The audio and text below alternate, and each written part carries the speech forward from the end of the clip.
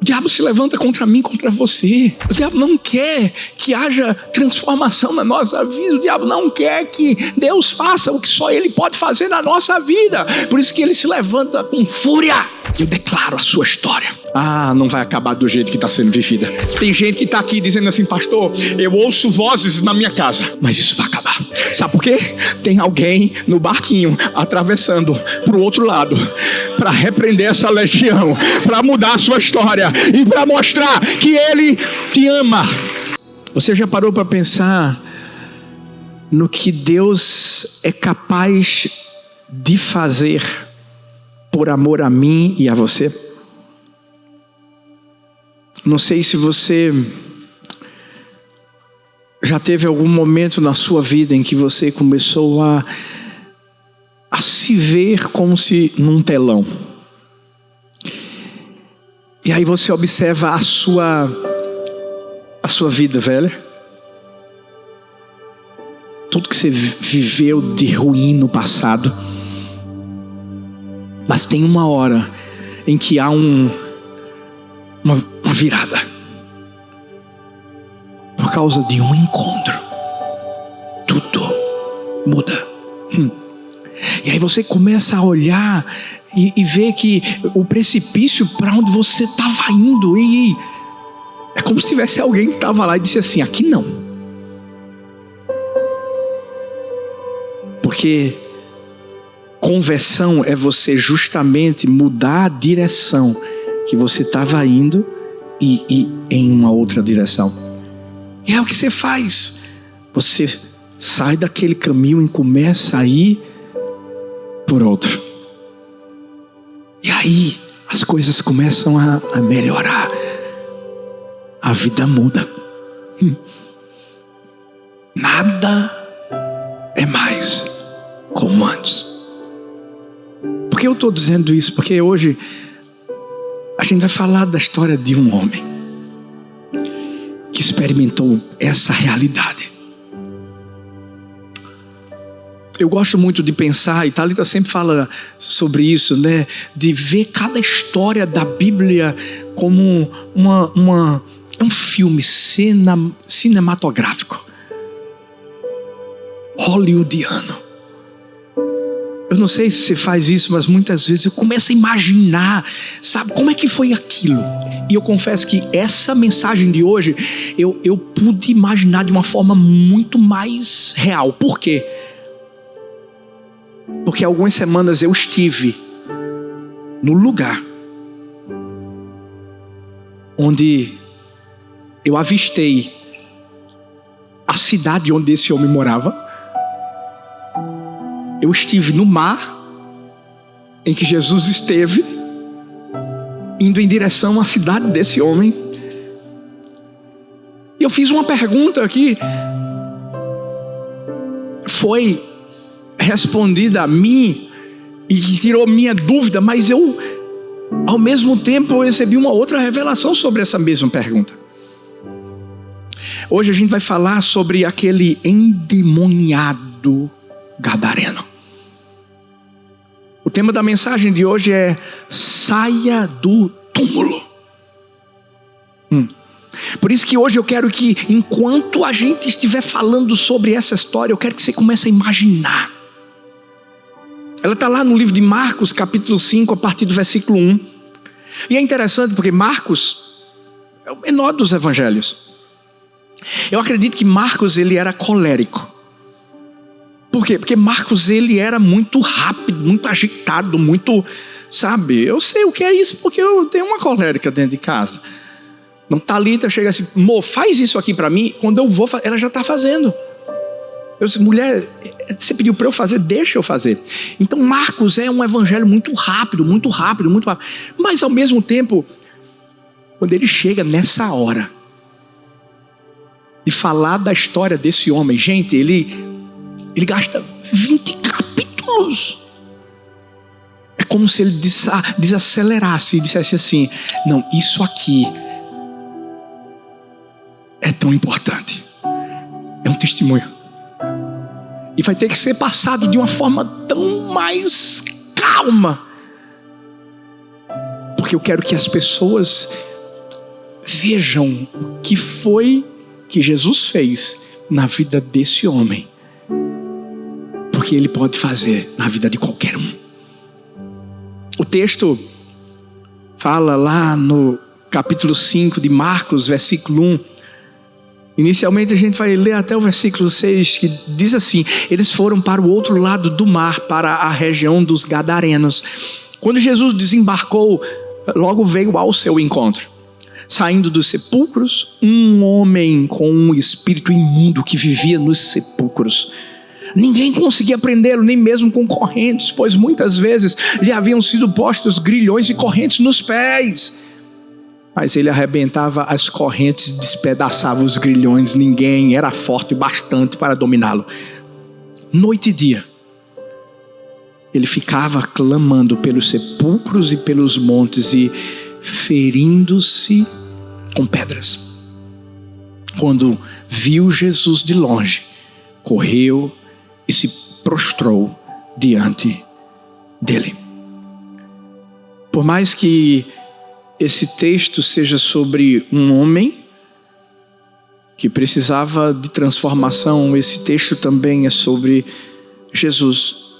O que é que Jesus faz quando encontra aquilo que o mundo jogou fora?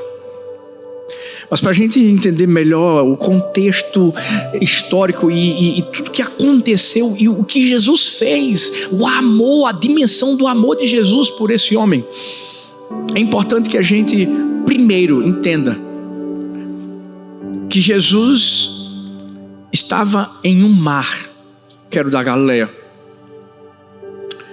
E a Bíblia diz que Jesus estava dormindo nesse momento. Jesus tinha dito que iria atravessar para o outro lado, e a gente vai falar um pouquinho sobre isso daqui a pouco. Mas de repente veio uma tempestade. Lembra da pergunta que eu disse que eu fiz quando eu estava lá na Galileia? Eu perguntei ao nosso guia, porque estava tão calmo, gente, mas tão calmo o mar, que eu disse assim: não é possível que aqui exista a possibilidade de ter uma tempestade. Como é isso? E o mar da Galileia está aproximadamente 210 metros abaixo do nível do mar, e ele é cercado, gente, por montes e montanhas. E tem um monte que é chamado de Monte Hermon. Quando o ar frio que desce do Hermon colide com o ar quente e úmido do vale, aí é a parte que a gente sabe da física. É quando os ventos começam a ficar violentos e surge então uma tempestade que é súbita e que é violenta. E a Bíblia diz em um capítulo anterior, capítulo 4, versículo 39, que os discípulos foram acordar Jesus. Jesus se levantou e repreendeu o vento e disse ao mar: aquieta-te, emudece. O vento se acalmou e fez-se grande bonança. Peraí. Ele repreendeu o vento e ele acalmou o mar falando. Como assim? Isso aqui tem tudo a ver com a história desse homem. Esse mesmo verbo no grego, repreender, ele é usado por Marcos algumas vezes, e nas vezes em que ele usa é quando Jesus está repreendendo demônios. R.T. France, em um dos seus comentários sobre Marcos, ele diz que Marcos parece sugerir que havia uma dimensão espiritual naquela tempestade, como se o poder das trevas soubesse que Jesus estava indo buscar aquele homem e tentou impedir a travessia. Eu não sei se você está entendendo, mas eu acredito que foi isso que aconteceu na minha vida e na sua também. Quantas tempestades não foram levantadas contra nós para que Jesus não chegasse perto. Bora voltar lá atrás só um pouquinho, tá? Para a vida que a gente vivia. Agora vamos começar a pensar nos momentos em que a gente começava a ouvir a voz de Deus, que algo lá dentro começava a queimar dentro do nosso coração, e a gente começava a dizer assim: essa vida não é a vida que Deus quer para mim. E aí vinha uma tempestade. Você sabe o que Jesus estava fazendo? E é isso que mostra o amor que Ele tem por mim, por você, quando Ele quer que eu e você saiamos do túmulo. Ei, Ele entende que a guerra que nós estamos vivendo é espiritual. Sabe? Por isso que antes de Marcos falar sobre o gadareno, ele quer que o leitor entenda que quando Jesus decide buscar alguém, nada no céu, nada na terra, nada no mar pode impedir a sua chegada. E essa é a hora que ele entende que há uma guerra espiritual e ele repreende. Eu quero declarar algo, eu não sei, mas talvez há alguém aqui ou alguém online que tem vivido tempestades na sua vida, e eu quero te dizer que Jesus está no barco, Jesus está indo em sua direção, Jesus está repreendendo os poderes malignos que têm se levantado contra a sua vida. Talvez você está aqui dizendo assim: pastor, eu quero tanto Jesus, eu quero voltar para Ele, eu tento, eu não consigo. Aí são tempestades, mas eu quero que você saiba que tem um que repreende a tempestade. Ele está aqui e Ele está pronto para transformar a sua história. Ele é o mesmo. Ele é o mesmo. Mas há um outro detalhe aqui no texto, é que a região dos Gadarenos era um território gentil, gente. Jesus, ele não podia chegar lá do nada. Ele era o quê? Judeu. Mas como é que o senhor sabe que era um território gentil? Porque tinha porco.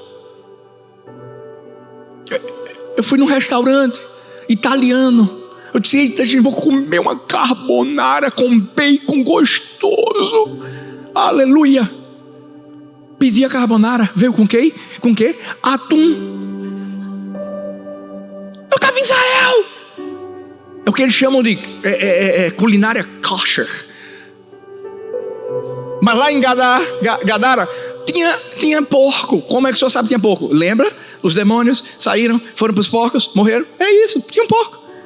Era impuro. Mas o que Jesus vai fazer, gente? Jesus cruzou um território para encontrar uma pessoa. Ele causa uma ruptura religiosa, uma tradição social da época. Porque Jesus não esperou que o gadareno fosse até ele. Jesus foi até o gadareno. Sabe o que é isso? Graça soberana em ação.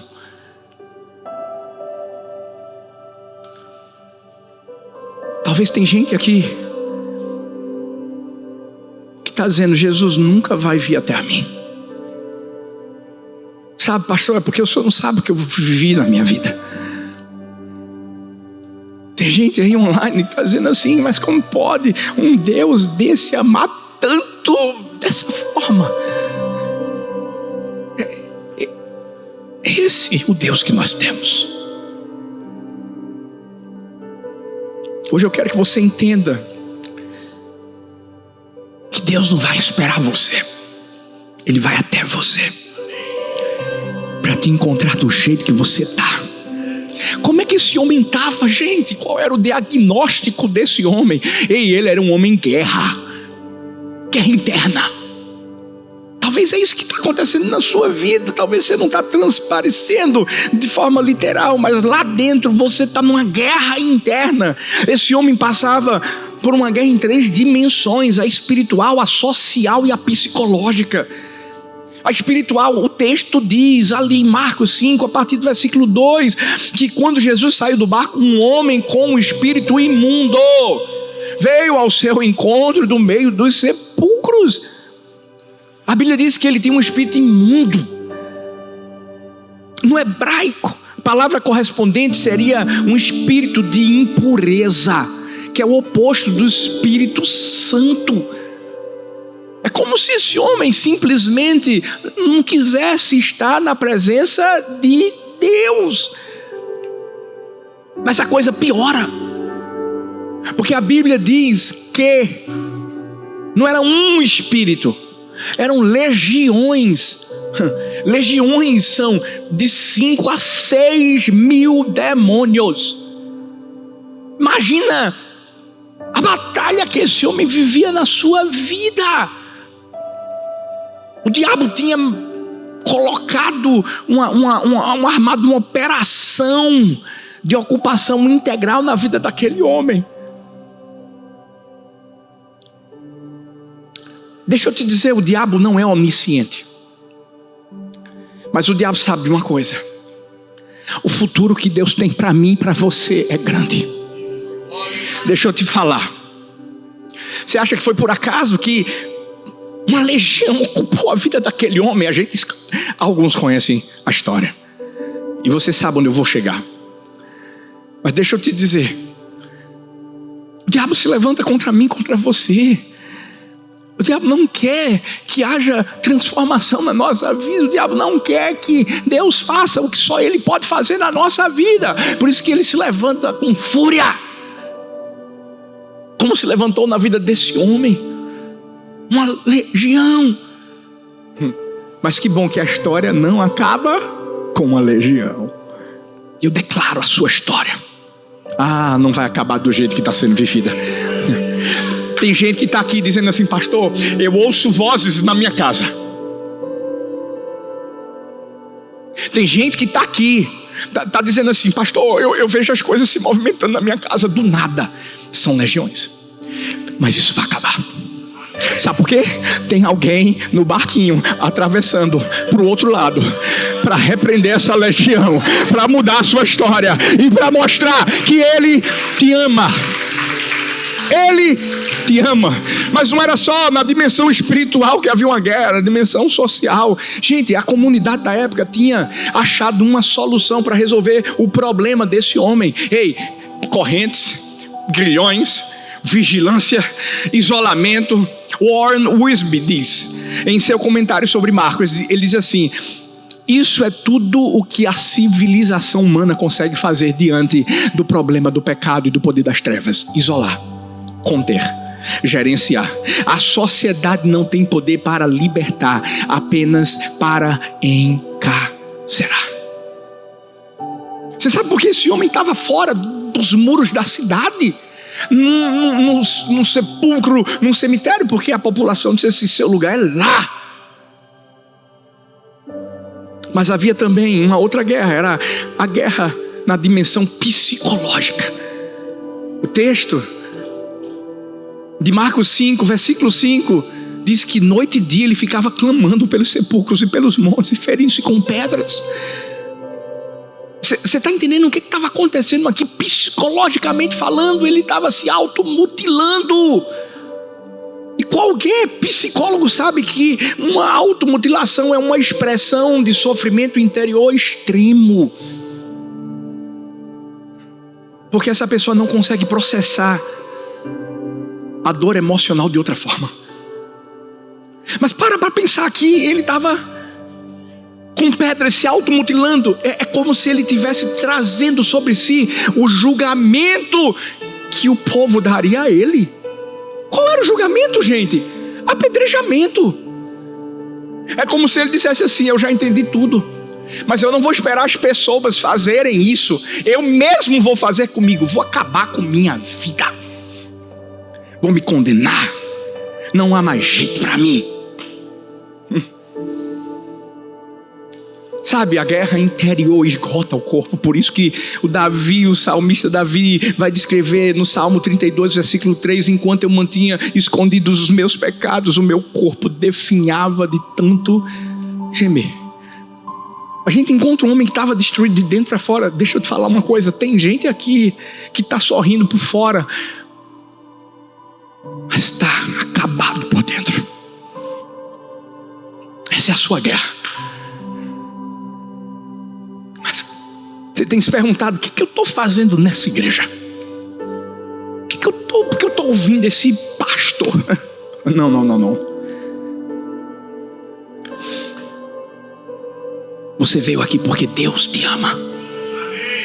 Você está ouvindo não minhas palavras, não minha voz, não meu coração, mas é o dele. Sabe por quê? Eu quero que você saiba: tem jeito para você. Deus está mandando dizer que tem jeito para você. O gadareno passava por essas guerras. E era como se ele dissesse: eu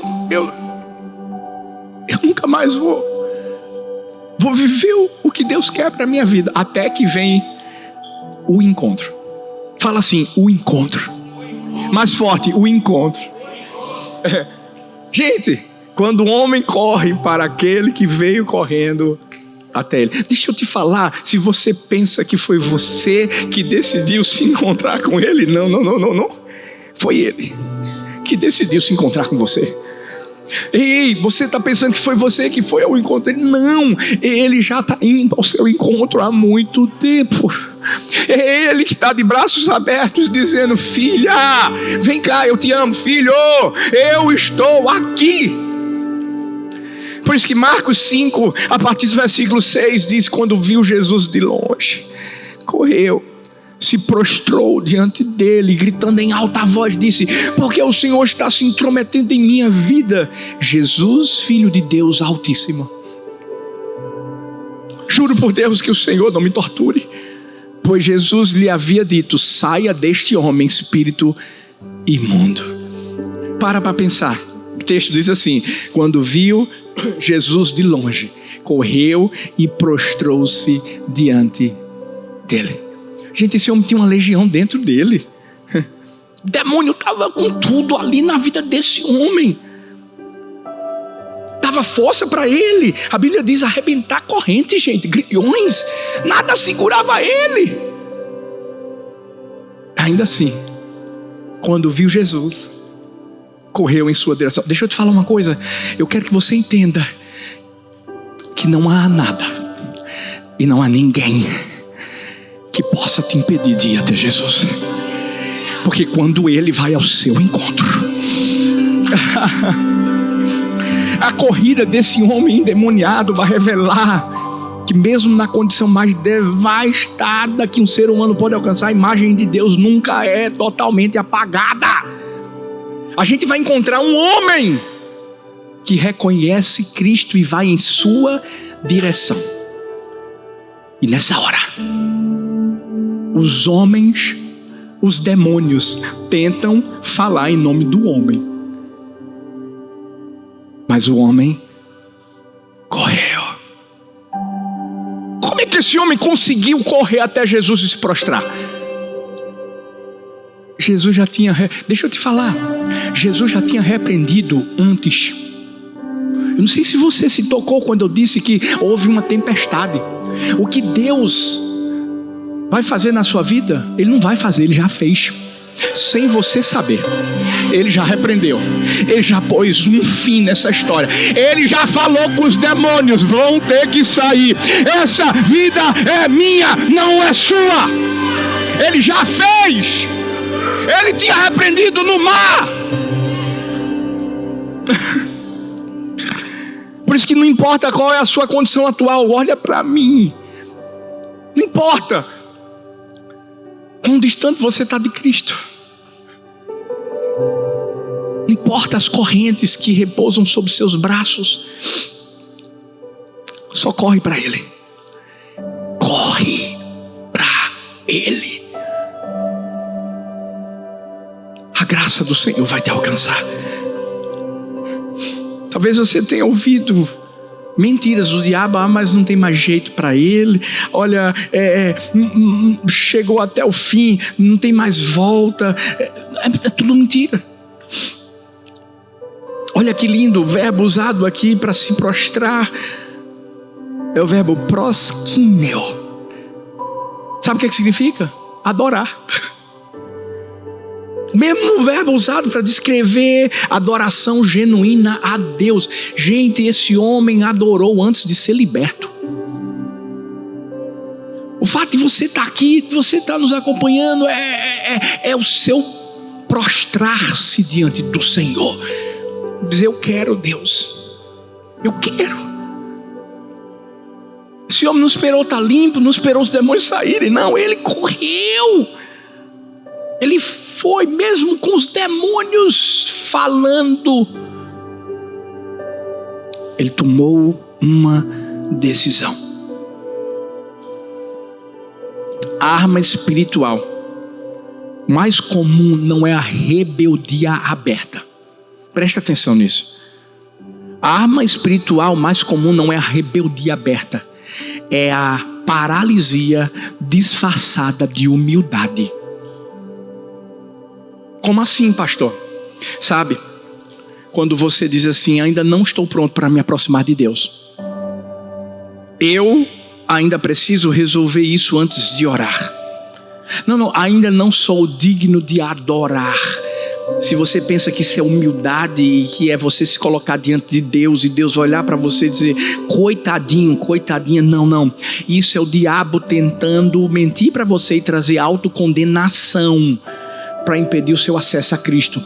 Porque Romanos 8:1 diz: agora, pois, já não há condenação alguma para os que estão em Cristo Jesus. Em Cristo Jesus. E se você correr para Jesus, acabou.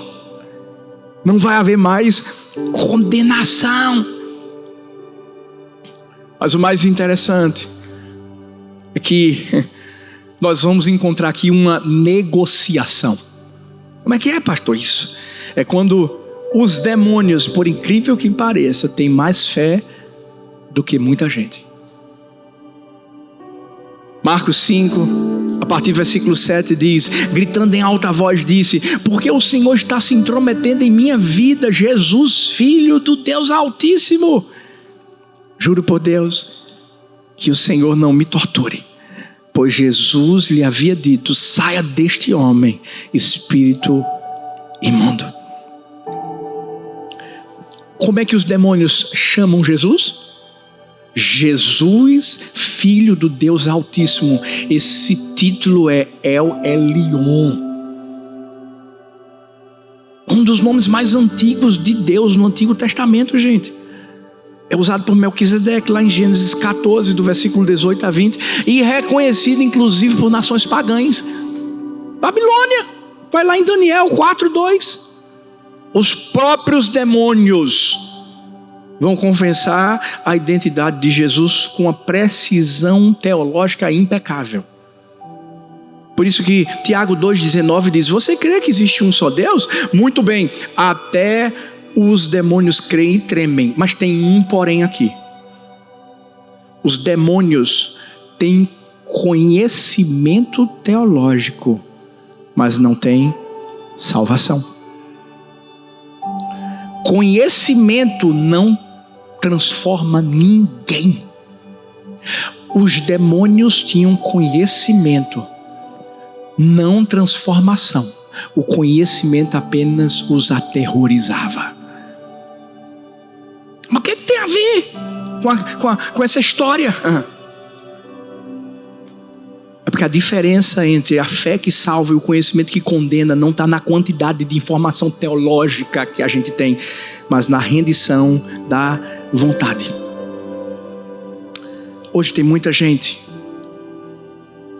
que quer ter mais profundidade bíblica, e não tem nada de errado, isso é muito bom. Leia a Bíblia. Nós estamos num jejum, 21 dias. Estamos lendo Romanos, estamos lendo 1 Pedro.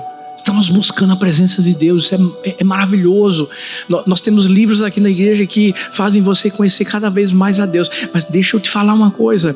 É possível conhecer muito sobre Deus e ainda não ter se rendido a Ele. Os demônios conheciam, se impressionavam, mas não se dobravam.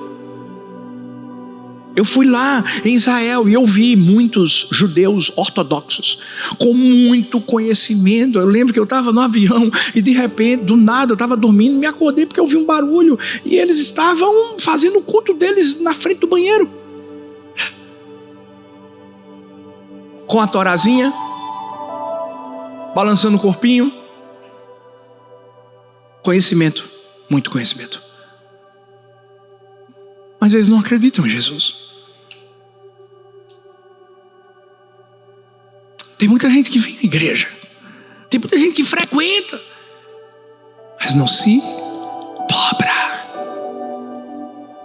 Quando o conhecimento bíblico vira identidade em vez de instrumento, aí sim, ele começa a funcionar exatamente como funcionava nos demônios. Porque reconhece a verdade, mas não se submete a ela. Se você acha que o evangelho é uma grade curricular, não. Evangelho é um encontro que exige resposta da gente. Evangelho não é Cristo convidando para fazer um curso, é Cristo convidando para a cruz. E quando a gente vai para a cruz, a gente vai ter que morrer. Planos, sonhos, anseios, desejos, minha vida. Não. A gente acaba perdendo tudo isso. Porque a fé que salva não é a fé que sabe demais, não. É a fé que se dobra. Por isso que, mesmo os demônios vindo para negociarem com Jesus o que seria feito. E outra coisa, é importante salientar que esses demônios, eles operavam territorialmente. Quem entende de batalha espiritual sabe do que eu estou falando. A batalha espiritual que a gente vive no Brasil é diferente da que a gente vive aqui. Eu vou confessar uma coisa a vocês, a gente está 3 anos aqui. Os 2 primeiros anos foram de batalha espiritual. Eu jejuei praticamente os 2 anos. Espíritos de intimidação enormes. Eu acordava de madrugada. Deus dizia assim, vai orar, que eu vou começar a revelar algumas coisas que vão acontecer. A mesma coisa era com esse homem, eram espíritos territoriais. O gadareno não era apenas uma batalha pessoal, não, gente. Era o campo de disputa de um território inteiro. Por isso que o diabo estava tentando negociar. Mas deixa eu te dizer uma coisa: Deus nunca vai abrir mão da sua vida. Escuta isso. Mas meu pai, mas minha mãe, mas fulano abriu mão. Qualquer outra pessoa pode abrir, menos ele. Ele continua com você. Ele continua colocando você no colo, dizendo assim, é minha filha, é meu filho, eu não abro mão dele, eu não abro mão dela. Aleluia. E aí que vem o quê? A restauração. Porque o que Jesus faz com que o mundo descarta. A Bíblia diz em Marcos 5, versículo 15, quando chegaram a Jesus, viram o homem que havia estado possesso, assentado, vestido e em perfeito juízo. Aquele que tinha tido a legião, ficaram com medo. Os que tinham visto o ocorrido contaram-lhes o que havia acontecido com o possesso e com os porcos. Então começaram a pedir a Jesus que saísse do território deles. Tem 4 características que marcam a transformação daquele homem. Primeiro, a Bíblia diz que ele estava assentado. O que é que isso evoca? Evoca paz. E mostra estabilidade, presença plena. É um homem que vivia nos sepulcros, nos cemitérios, agora está sentadinho. A Bíblia diz que aquele homem que estava nu, a reduzir a uma existência animal, agora está o quê? Vestido. Lucas, quando fala sobre roupa, né, um outro evangelho, ele coloca a roupa como símbolo teológico da restauração da imagem para a qual a pessoa foi criada. Ou seja, a roupa que é o símbolo da dignidade restaurada. Mesma coisa foi com o filho pródigo, chegou todo fedorento, horrível. O pai disse, não, bota uma túnica nova nele, bota sandália, eu quero dar dignidade. É identidade que é recuperada. Mas além disso, a Bíblia diz que ele estava aos pés de Jesus. É a posição de discípulo, de alguém que está aprendendo, de alguém que encontrou onde pertencer. Que coisa linda, né? Mas espera aí, A Bíblia diz que o povo, os moradores, pediram que Jesus fosse embora. Como assim? Sabe por quê? Porque a comunidade tinha resolvido um sistema para lidar com o problema. Para aquela comunidade estava tudo resolvido. Se assemelha muito com o irmão de alguém, do filho pródigo. Quando vê o seu irmão transformado, ao invés de ficar feliz e dizer: uau, olha o que Deus fez na vida dele. Eita. Ele diz assim: o Senhor nunca me deu um banquete. O Senhor nunca me deu roupa. O Senhor nunca me... O que isso tem a ver com essa história? A libertação desse homem perturbou o equilíbrio. Vocês têm percebido que a gente tem visto sim mudanças verdadeiras e radicais de algumas pessoas? Mas o que é que o mundo está falando? A pessoa que é liberta traz uma instabilidade. Deixa eu ser mais aberto. Existem pessoas que vivem no homossexualismo, que estão sendo transformadas de verdade. Pessoas que estão testemunhando isso. Libertação verdadeira. Mas o mundo não aceita. Por quê? Porque gera instabilidade. Aqui no texto, os porcos morreram, ou seja, tinha um custo econômico. Aqui, o homem estava diferente, existia o quê? Um custo relacional, ninguém vivia com ele, mas agora, vai viver ou não vai? Eles preferiram um sistema antigo à novidade de Deus. Pasmem, mas é possível que uma comunidade prefira seus demônios a aceitar a transformação que Jesus traz.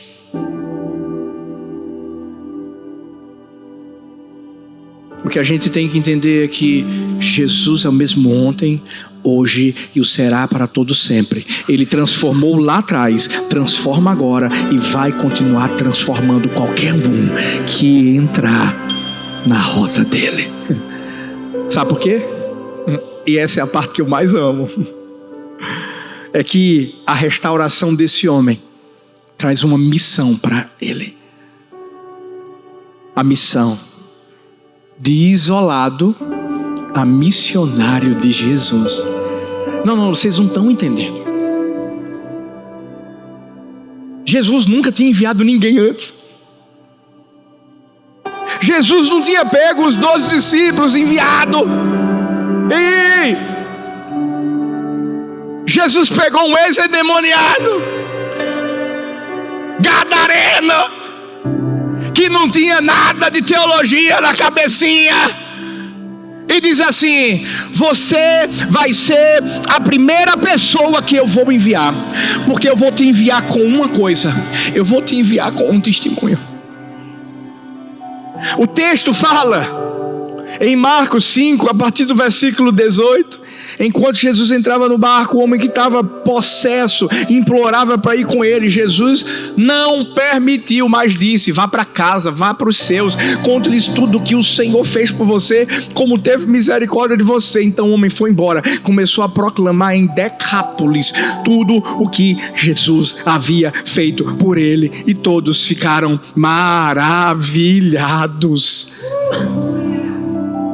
E aí tá você dizendo assim: é porque eu não estou pronto para pregar um evangelho. Eu não sei muito da Bíblia, pastor Arthur.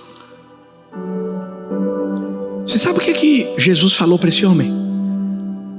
Vai e fala do que eu fiz por você. O que foi que Jesus fez na sua vida? Para quem você tem que compartilhar isso? Jesus não disse: pega a Torá. Jesus em nenhum momento falou para aquele homem: peraí, você vai ter que agora estudar o hebraico de uma forma mais... Não! Jesus só disse assim: o que eu fiz Você sabe por que tem muita gente que não é alcançada? A culpa é nossa. É nossa. Eu amo ler a Bíblia, eu amo orar, eu amo jejuar e eu amo buscar a presença de Deus. Mas o que eu mais amo é não perder nenhuma oportunidade para dizer o que Jesus fez na minha vida. Para poder olhar para alguém que tem um nome meio bíblico e dizer: tem alguma coisa aqui, eu vou aproveitar a oportunidade.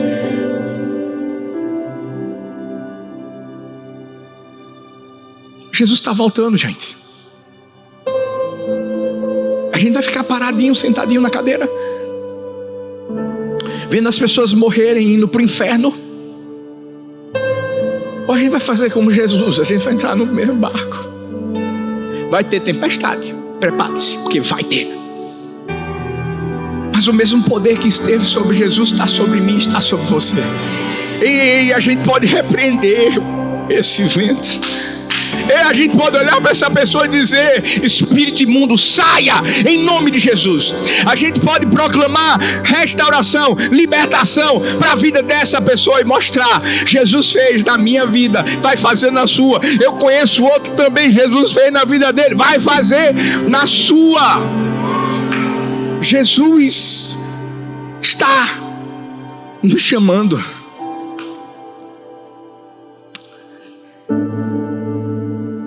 Essa mensagem é para mostrar que um dia a gente saiu do túmulo.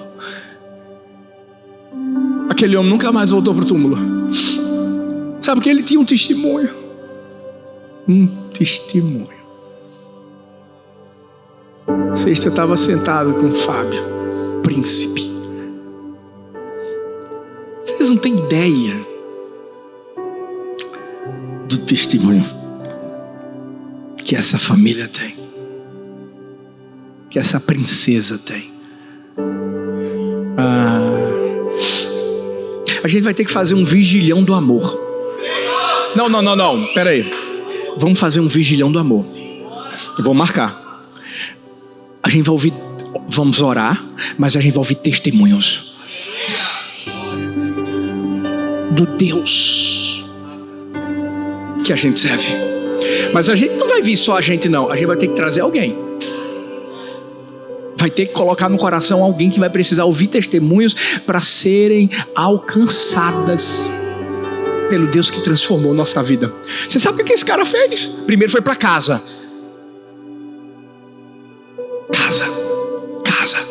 Charles Spurgeon diz assim: observe que Cristo não disse ao homem curado para ir ao templo, ou para ir ao sinédrio, ou para fazer alguma demonstração pública de sua cura. Ele o enviou ao lar, porque o lar é o campo missionário mais próximo e muitas vezes o mais difícil. Os que nos conhecem melhor são os que mais precisam ver que Cristo realmente mudou algo em nós.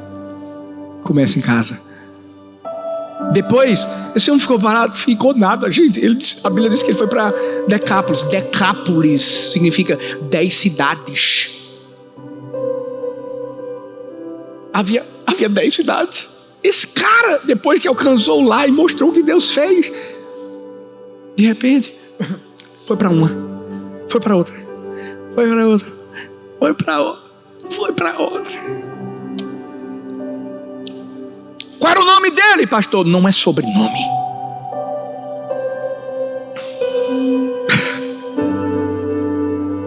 Não é sobre a gente. É sobre o que Jesus fez na nossa vida. A primeira vez que Thalita deu testemunho sobre tudo que a gente tinha vivido com a nossa primeira filha.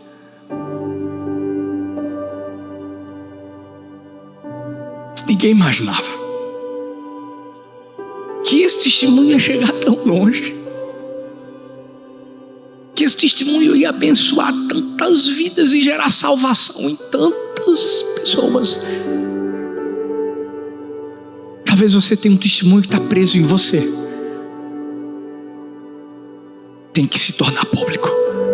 Comece em casa. Eu amo célula. A gente é uma igreja em células, eu não posso deixar de falar de célula. Comece em casa. Você tem ideia do que Deus pode fazer dentro da sua casa? Na vida das pessoas? Começa em casa, começa na célula. Mas não para não. Tem um mundo que está precisando conhecer esse Deus que nos ama tanto, que é apaixonado por mim, por você. Escuta isso. Mesmo sendo assim, pobre pecador, Deus me ama.